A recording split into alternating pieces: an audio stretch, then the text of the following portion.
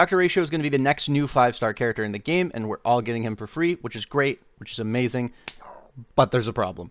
As everybody knows by now, it's been a pretty hot button topic, but Dr. Ratio is going to be a completely free character. If you want his Eidolons, I guess you got to pay for him, but he's going to be delivered to our inboxes with the release of 1.6 Part 2, which is going to be after the Ruin May banner. There is a lot of hype surrounding this character. He's going to be absolutely busted. I don't want to talk about leaks in this video. I don't really kind of want to start my channel off on talking about leaks. I know that Hoyo doesn't really like that. However, I do want to address a concern that a lot of people may not have thought about yet. This man's caused a lot of drama as of late because he looks like he's going to be really good and he's going to be free, and Genshin Impact players are completely mauling out because of it. If you don't know anything about Dr. Ratio or his kit, all you have to do is go to this YouTube channel and watch the video that comes out when he comes out. Simple as that. There's your kit review, there's your build review. I'm going to go over it just in case to kind of like clear some things up.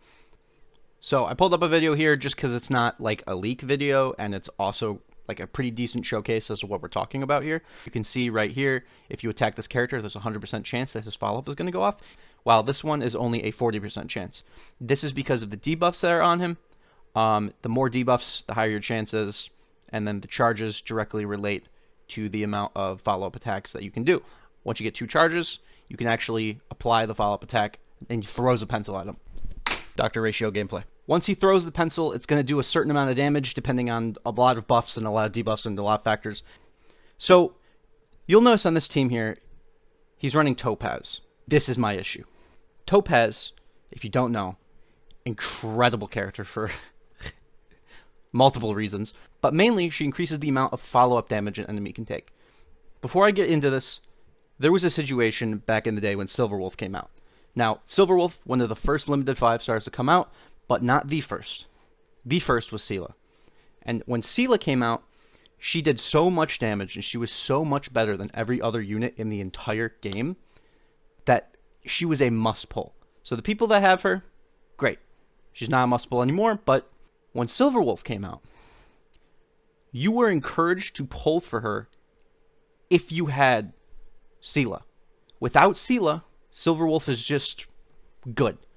But having a quantum DPS really makes it so you can run a full quantum team. Well, you can't even really still do that, but you can make it work. So let's say you have an enemy with a lightning weakness, but they don't have a quantum weakness. You could actually implant a quantum weakness into the enemy. If you run a team of full quantum plus Ting Yun, it will always guarantee apply that quantum debuff. Otherwise, if you ran some other kind of character, like a wind character, even if you have 3 quantum characters on your team, it would be a 50-50% chance whether or not it applies the weakness for wind or the weakness for quantum. Basically, what I'm trying to say is Silverwolf is way, way, way better if you had Seela than if you didn't. This is a very similar situation. If you don't have a Topaz, your effectiveness is going to diminish a lot. Now, I don't want to say, hey, you absolutely need this character. She is a necessary piece of the puzzle here. But I mean, look at this comp. Look at how many debuffs you can apply. You can apply all of these debuffs. So she has a defense shred, attack shred. She has a slow, which isn't applied to this character, but whatever. The warp trotter, I don't see it anywhere on here right now. I don't know if that's just overlaid on top of the trotter logo, but it's usually like right on top of the enemy. Point is, if you attack the enemy with a trotter on them, then Numby goes up in the attack order here and will oftentimes act like right after you attack them. So that is a permanent debuff. You can throw it on anybody. It will count to ratio stacks. It will help them a lot, and it will also increase the damage dealt to that enemy by follow-up attacks. So basically, when you do this, it'll do more damage. It's worth noting, his damage does not come from his ultimate.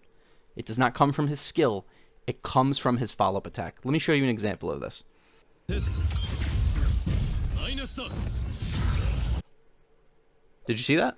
His skill did less than half of the damage that his follow-up attack did. That's an incredible difference. But you might be thinking, that's okay. I have an ultimate. I could just use his ultimate. We'll do a bunch of damage with his ultimate.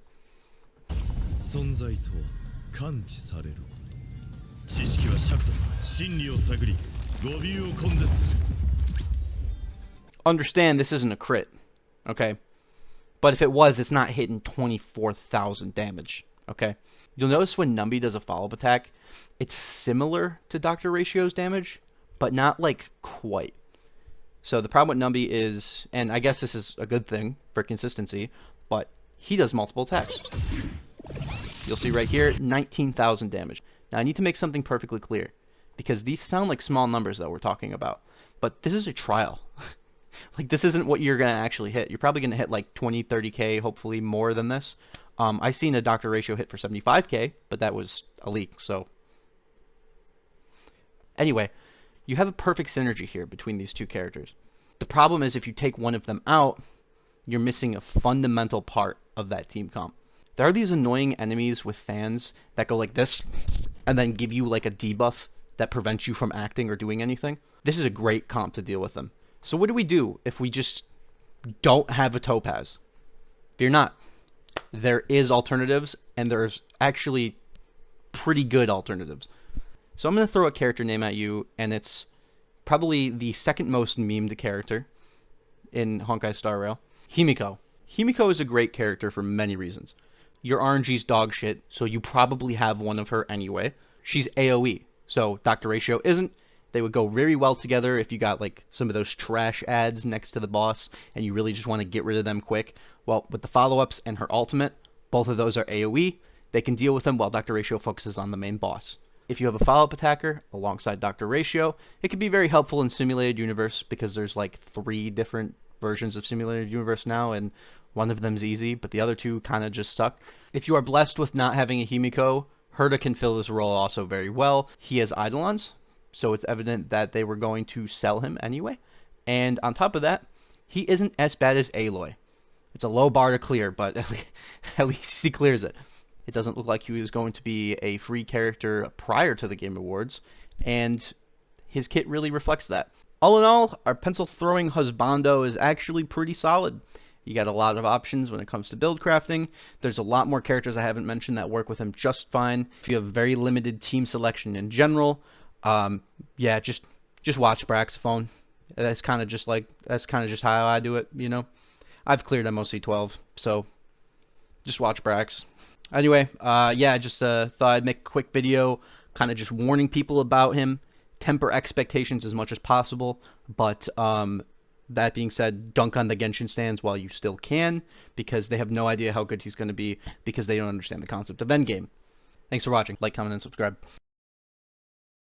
One last thing before I go. Always remember that even if you don't have a Topaz, even if you don't have a Silver Wolf, the best characters in the game are the ones that you have. Always try to build a team around them. Never try to go out of your way and spend a whole bunch of money. By all means, save your money.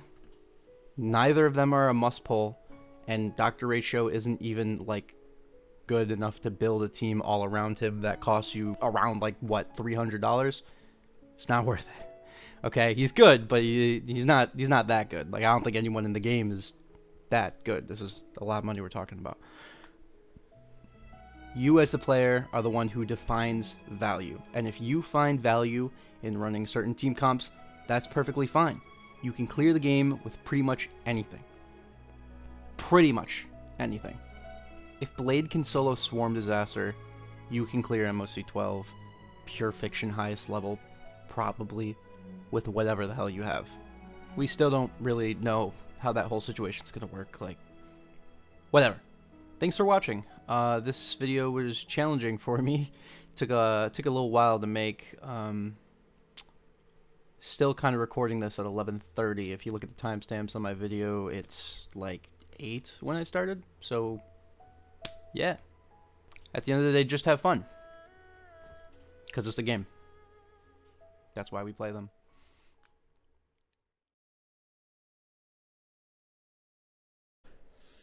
There's gonna be a lot of cuts in this video, dude. Oh, I recorded 30 minutes of footage, and this is gonna be like a 7-minute video. How do people do it, man?